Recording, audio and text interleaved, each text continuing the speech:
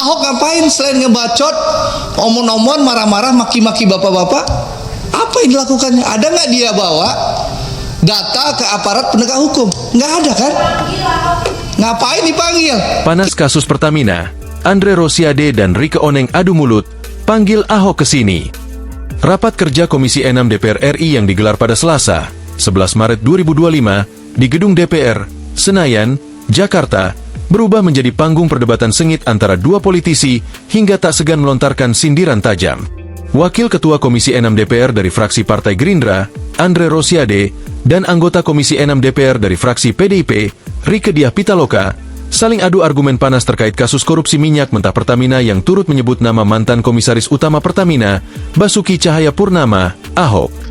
Semua berawal ketika Andre Rosiade dengan berani melontarkan kritik pedas terhadap Ahok yang disebutnya banyak bacot terkait pengawasan di Pertamina.